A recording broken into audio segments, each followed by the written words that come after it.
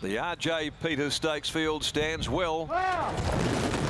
They're racing Platoon, last of them away and being bustled hard. Mississippi Delta dropped out as well. Flow's gone straight back. Neurological and also Heartstarter, they left very quickly. They're going to vie for the lead early from Maginica. Tamasa fight up there to fourth. Sharp Bob around the outside early on. Platoon now improving after that slow beginning. Then came Mississippi Delta back last of all. Flow. Heartstarter led them out towards the riverside. Going past the 1,000. Heartstarter a half to 3/4 the speed. Slowing down now to a crawl from Neurological, a length and a half away in the clear. Maginica, a similar margin. Platoon, who's been able to progress right up on the inside of Tamasa. 3 deep around those is Sharp Bob. Flow is now second last, and the mare Mississippi Delta relegated towards the tail of the field, and they are a bunch lot here at the 650. Where on the outside Maginica makes its move and quickly dashes up to head off Heartstarter, who got caught flat-footed when they were just jog-trotting. Maginica had gone to the front. Heartstarter come off the fence now and being bustled hard. Tamasa third, Neurological fourth. Platoon's busy back on the inside trying to get clear, and they're being followed by Flow. Pike looking for the shortest way home with Mississippi Delta. Maginica's the leader from Heartstarter. Now Tamasa. Platoon's a length and a half away. Neurological, and look at Mississippi Delta getting around their heels. She's the one all right. Mississippi Delta first up since this year's Perth Cup, and she's going to come away for the Peters family and win the Peters Investments Peters Stakes. Scores here from Platoon, Tamasa, then Flow, Heartstarter, Neurological, Maginica dropping out, and the last of them home is Sharp Bob. Sharp Bob indeed. Bob Peters does it with Mississippi Delta. So the Cerise and White Peters Investments. The R.J. Peters Stakes belongs to them. A treble for W. Pike. A masterly training performance by Grant and Alana Williams. First up since the Perth Cup, when a brave fourth. The winner of the ATA Stakes. High grade mare, and she's come from last, threading away in and off around heels, and has stormed home to victory. Number 3, Mississippi Delta.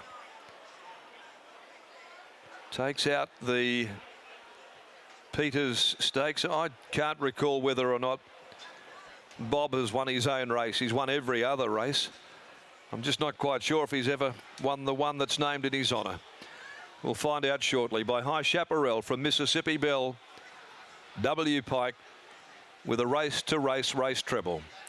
On Mississippi Delta, scoring from 7, Platoon by Playing God, Neville and Stephen Parnham. And number 9, Tamasa third, Peter Nucky for Lindsay Smith by So You Think from Phil the Page. And Flow has run fourth, 1:30.08. They really braked up and they dawdled mid-race. A sprint home, a length and a quarter by 1, and it took a mare with not only class but capacity to be able to do that, but she was race fit. She had the leg drill in her and she was too good.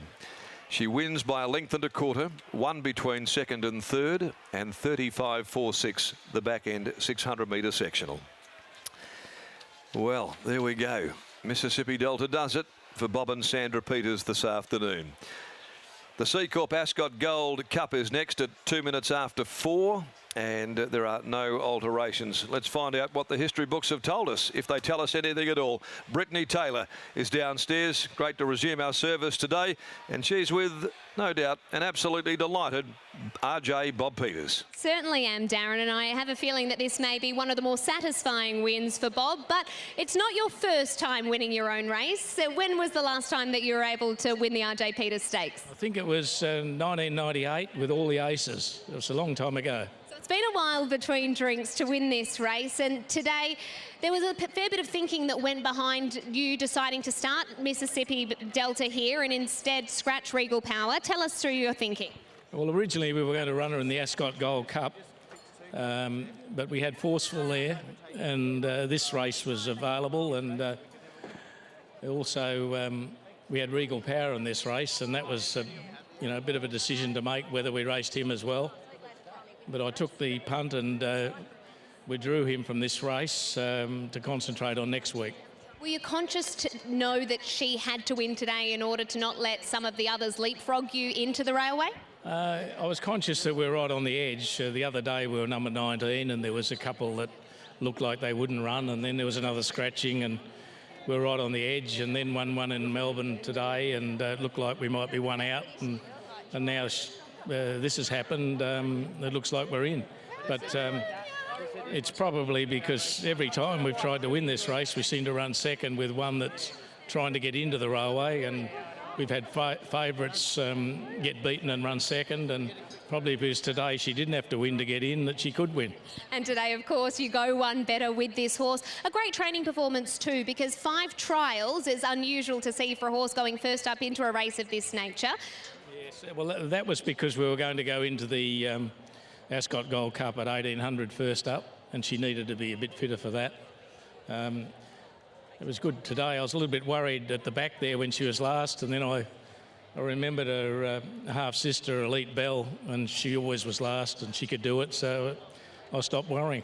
No, Elite Bell always found a way, and today her sister has done the same. Congratulations and good luck in the next. Thank you.